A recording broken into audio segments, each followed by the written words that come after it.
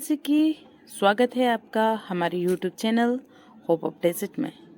मेरे प्रियो, यदि आप हमारे YouTube चैनल पर नए हैं तो हमारे चैनल को सब्सक्राइब करना ना भूलें। वीडियो को लाइक कीजिए, कमेंट कीजिए और हाँ, शेयर कीजिए ताकि परमेश्वर का वचन और भी लोगों तक पहुंचने पाए। आज का जो वचन है वो इस प्रकार है, इब्रानियों 6:6। यदि वे भटक जाए तो उन्हें मन फिराव के लिए फिर नया बनाना अनहोना है, क्योंकि वे परमेश्वर के पुत्र को अपने लिए फिर क्रूस पर चढ़ाते हैं और प्रकट में उस पर कलंक लगाते हैं।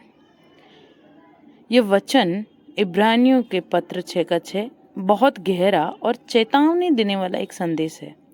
हम इसे यदि आसान भाषा में समझे तो अगर कोई व्यक्ति परमेश्वर को जानने के बाद, परमेश्वर के मार्गों में चलने के बाद जानबूझकर उससे दूर होता है या भटक जाता है, तो उसके लिए फिर नया बनना या पश्चाताप करके लौटना बहुत ही कठिन हो जाता है। और कठिन क्यों हो जाता है? क्योंकि ऐसा करने से वह व्यक्ति यीशु मसीह के बलिदान को हल्का समझता है, मानो वह फिर से उसे क्रूस पर चढ़ा रहा हो और लोगों के सामने उसका अपमान करता है।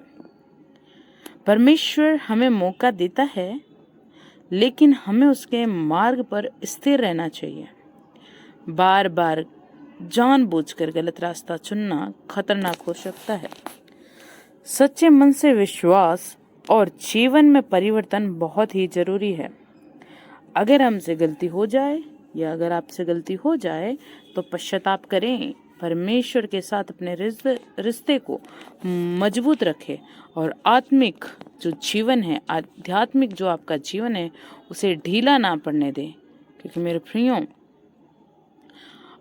आज के दिन में यदि कोई भटक जाता है और फिर वो परमेश्वर के पास आता है तो सवाल उठता है कि क्या वह एक बार गिरने के बाद को वापस नहीं आ सकता या परमेश्वर उसे छोड़ देंगे? तो आज हम इसी सच्चाई को जानेंगे कि यदि कोई एक व्यक्ति पाप में गिर जा रहा है और वापस लौट के आ रहा है, पश्चाताप कर रहा है, तो क्या परमेश्वर उसे माफ़ करेंगे या नहीं करेंगे?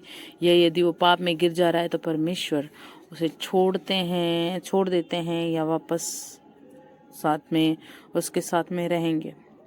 तो यह वचन उन लोगों के लिए है, यह उन लोगों के लिए है जिन्होंने सच्चाई को जाना है, पवित्र आत्मा का अनुभव किया है, परमेश्वर के स्वाद को चखा है, फिर भी जानबूझकर परमेश्वर को छोड़ देते हैं। मतलब यह उन कमजोर विश्वासियों के लिए नहीं है जो भी नए नए मसीह में आ रहे हैं या जो नए नए मसीह में बढ़ रहे हैं, बल्कि जो जानबूझकर यीशु मसीह को ठुकरा रहे हैं, उन लोगों के लिए है जिनको पता है कि मूर्ति पूजा करना गलत है, फिर भी वो मूर्ति पूजा कर रहे हैं। तो यह उन लोगों के लिए है। यदि कोई भटक जा रहा है तो उसका जो अर्थ है वो क्या है? भटकना कोई गलती करना नहीं है। भटकने का अर्थ यह भी नहीं है कि कभी कभी पाप हो जाना या कमजोरी में गिर जाना, लेकिन जो भटकने का असल में जो अर्थ है वो यह है कि वे परमेश्वर को जानबूझकर रिजेक्ट करते हैं, परमेश्वर को जानबूझकर ठुकरा देते हैं, यीशु मसीह को ठुकरा देते हैं और फिर उसी दुनिया में लौट जाते हैं जिस दुनिया से वो आए थे। वो उस दुनियादारी में अपने जीवन को जीने लगते हैं। ऐसा व्यक्ति क्या करता है? वह यीशु मसीह को फिर से क्रूस पर चढ़ाते हैं, यानी वह यीशु के बलिदान का अपमान करता है। मेरे प्रियो, जब यीशु मसीह को क्रूस पर चढ़ाया गया तो यीशु मसीह ने अंत में बोला कि पूरा हुआ। पूरा हुआ का अर्थ है कि जो हमारे कर्जों का, जो हमारे ऊपर पाप का कर्जा था, हमारे ऊपर शैतान का जो कर्जा था, पाप का कर्जा हमारे ऊपर था, यीशु मसीह ने उस कर्जे को चुका कर हमें मोल ले लिया, हमें उस पाप से छुड़ा लिया। अब यदि कोई व्यक्ति वही गलती फिर करता है, उसी पाप में फिर गिरता है, तो यीशु मसीह को फिर से क्रूस पर चढ़ाता है, क्योंकि आपका दिल कठोर हो चुका होता है। वह सत्य को जानकर भी उसे ठुकराता है। उसके अंदर पश्चाताप की इच्छाएं खत्म हो जाती है। वह जानता है कि ये परमेश्वर को बुरा लगता है, फिर भी वह उस चीज को करता है। वह जानता है कि परमेश्वर सत्य है, फिर भी वो सत्य को ठुकरा कर किसी एक चीज को पाने के लिए उस चीज के पीछे चलने लग जाता है। और चलो वो चला गया, कोई बात नहीं, लेकिन वो पश्चाताप नहीं करता है। उसके पश्चाताप करने की इच्छा खत्म हो जाती है। उस समय इंसान जो होता है वो परमेश्वर को छोड़ देता है, लेकिन परमेश्वर कभी नहीं छोड़ता। पर मेरे प्रियो, परमेश्वर ने हमारे साथ एक मजबूत रिश्ता बना रखा है। हम चाहे छोड़ दें, लेकिन हमारा परमेश्वर हमको नहीं छोड़ता है। यह एक जरूरी बात है।